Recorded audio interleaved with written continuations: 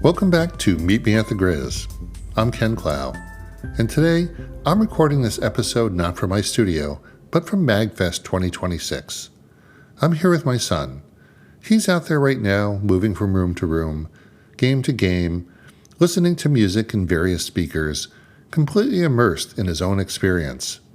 And I'm sitting here quietly, not bored, not worried, just still. And what surprised me is how familiar this feels. This feeling, sitting alone, knowing someone you care about is nearby but doesn't need you in that moment, it feels exactly like camp. It reminds me of those quiet moments at camp, the ones that don't show up on schedules, the ones you don't plan for, the ones you don't always talk about when you're telling camp stories, but they're the moments that linger.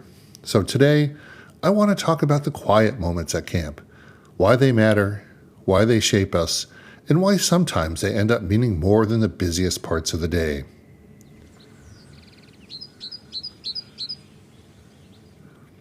What we mean by quiet moments. When we talk about camp, we usually talk about movement, merit badges, flags, meals, program areas, campfires filled with noise and laughter. But camp is also built on pauses. Quiet moments aren't empty time. They're unclaimed time. Moments when no one is asking anything of you. Moments when the next activity hasn't started yet. Moments when you're allowed to simply exist where you are. Camp gives us permission to slow down, not by forcing it, but by creating space for it.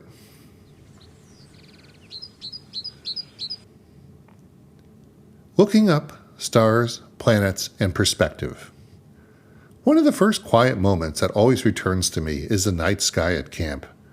Away from city lights, away from street lamps and glow and screens, you look up, and suddenly the sky feels impossibly large.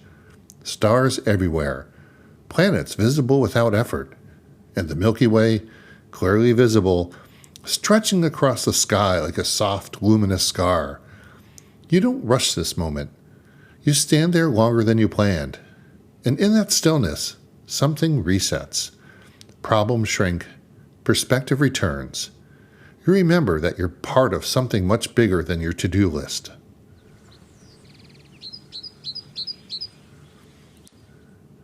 Shared silence, watching the International Space Station. One night, a few scouts knew the International Space Station was going to pass overhead. They checked the timing, they told a few others, and before long, the whole troop walked out together. No flashlights, no phones held up, just quiet footsteps across an open field. We stood there together, looking up, and then it appeared, a steady point of light moving smoothly across the stars. No sound, no announcement, no explanation needed. Everyone just watched. That shared silence, that collective attention was the experience. No one rushed it. No one filled the quiet. And in that moment, learning wasn't about something we did. It was about something we witnessed.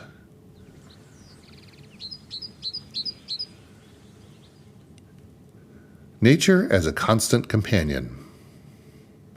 Camp teaches you to notice what's always been there. I remember one summer where a red-tailed hawk perched in a tree at the edge of our campsite. He stayed there all day, still, watchful, unbothered by us. It felt like he was keeping sentinel, quietly observing, but never interfering. And at night, the owls called back and forth through the woods. Not loud, not dramatic, just present.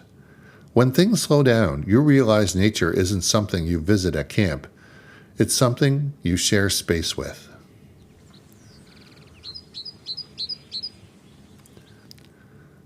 Slow activities and unrushed connection. Some of the deepest connections at camp come from the slowest moments. Fishing, where success isn't measured by what you catch, but how long you're willing to wait. Reading by the campfire, turning pages while the fire crackles softly beside you.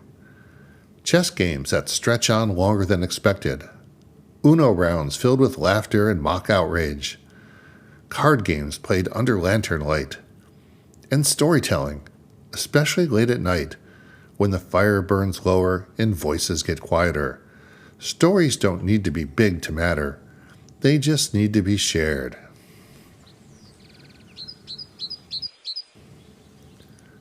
The calm at the end of the day. There's a moment every night when camp exhales. The noise fades, the schedules loosen their grip, the day releases you. Scouts move more slowly. Voices drop. The campsite settles. You hear the wind in the trees, insects in the grass, a distant laugh from another campsite drifting through the dark. Sometimes you talk, sometimes you don't, and somehow both feel exactly right.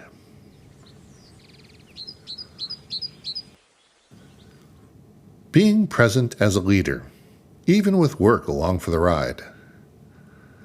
A lot of leaders stay connected to work at camp. I did.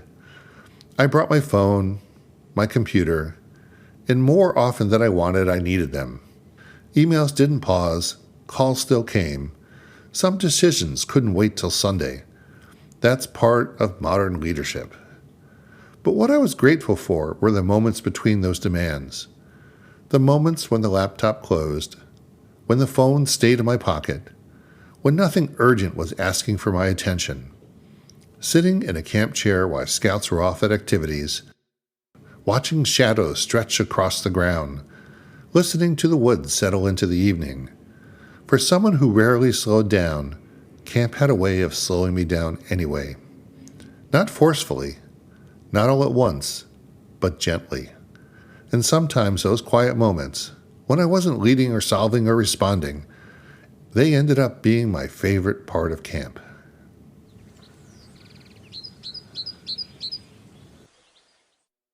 Carrying the quiet with us. Sitting here now in this hotel room, I feel that same calm. My son is out there having his experience. I don't need to manage it. I don't need to hover. I just need to trust it. Camp teaches us that. The quiet moments don't interrupt the experience. They are the experience. And if we let them, they stay with us long after camp ends.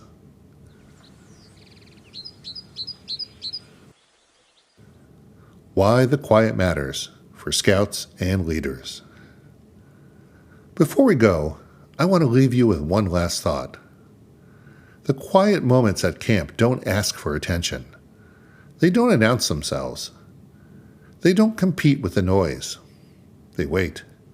They wait for scouts to grow comfortable with themselves, to learn that they don't always need to be entertained, to discover confidence and stillness.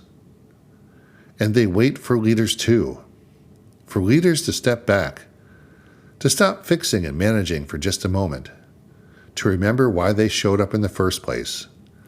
These quiet moments are where the independence takes root for scouts and where perspective returns for adults. There where trust grows, often without anyone ever saying a word.